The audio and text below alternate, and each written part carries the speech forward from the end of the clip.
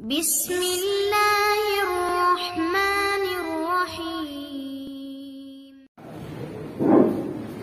السلام عليكم ورحمة الله وبركاته. الحمد لله الذي يغفر الذنوب ويقبل التوبة، والصلاة والسلام على النبي الأمي التواب الأواب الحفيظ وعلى آله الطيبين الطاهرين. أما بعد، فأعوذ بالله من الشيطان الرجيم. بسم الله الرحمن الرحيم.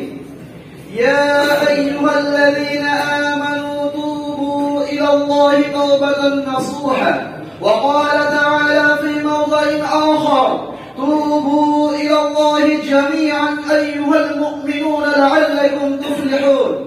حضرة رئيس الاحتفال المحترم والسادة الأجلاء وأساتذتي الأعزة، إني أريد أن ألقي بين أيديكم خطبة عربية يسيرة سهلة حول موضوع التوبة في هذا المجلس المبارك، فأرجو من الحاضرين المستمعين جميعا أن يلتفتوا إلي وشجعوني على عملي هذا. عباد الله، إن الله تعالى خلق الإنسان وخلق الجنة والنار وخلق كل شيء زوجين، فبعث الله هذا الإنسان إلى العالم لأن يمتحنه كما ذكر في التنزيل العزيز: خلق الموت والحياة ليبلوكم أيكم أحسن عملا وهو العزيز الغفور.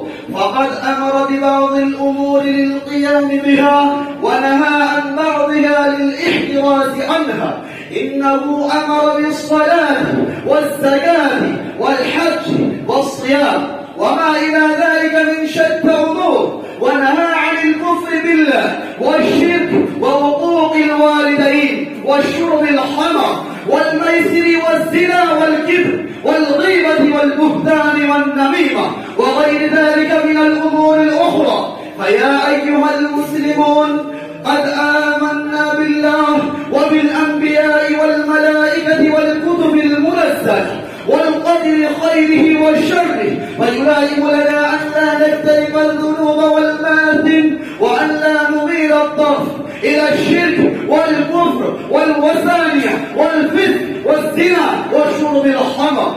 أيها الإخوان، يجب علينا أن نتوب من هذه الذنوب المرضية والمعاصي الهالكة الحالكة، لأن الله تعالى يقول في كتابه الباقي القرآن الكريم بصيغة الأمر: توبوا إلى الله جميعا أيها المؤمنون لعلكم تفلحون. وقال تعالى في موضع آخر: يا أيها الذين آمنوا توبوا إلى الله توبة نصوحا. والنبي صلى الله عليه وسلم أيضا يصرح بهذه الحقيقة بحديثه بأنه يقول: يا أيها الناس توبوا إلى الله واستغفروه فإني أتوب إليه في اليوم 100 مرة. ونقل عن أبي هريرة رضي الله تعالى عنه أن النبي صلى الله عليه وسلم قال: والله إني لأستغفرن الله وأتوب إليه أكثر من 70 مرة.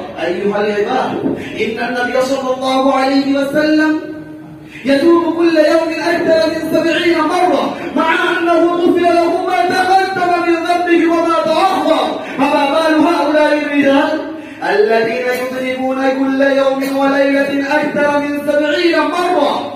إننا نذنب كرات ومرات في يوم واحد ولكن لا نميل إلى الله. إننا نرتكب الكبائر ولا ننقطع إلى الرحمن الذي يفرح عندما يتوب العبد وشد فرحا، ويسكت عندما ينسلك العبد إليه غاية السرور. أيها الحاضرون، ألا نعلم أن الله يبسط يده في الليل ليتوب العبد الذي أذنب في النهار، ويبسط يده في النهار ليتوب العبد الذي أذنب في الليل؟ قال النبي صلى الله عليه وسلم: الله أشد فرحا بتوبة عبده حين يتوب إليه من أحدكم، فما بال هؤلاء الرجال؟ فيا أيها العباد، انظروا في هذا الحديث الشريف والتفتوا إلى فرح الرب الكريم وقت توبة العبد المنيب. توجهوا إلى الله، سارعوا إلى التوبة، سارعوا إلى الرحمن الرحيم الذي يقول في القرآن المجيد: قل يا عبادي الذين أسرفوا على أنفسهم لا تقنطوا من رحمة الله إن الله يغفر الذنوب جميعا إنه هو الغفور الرحيم.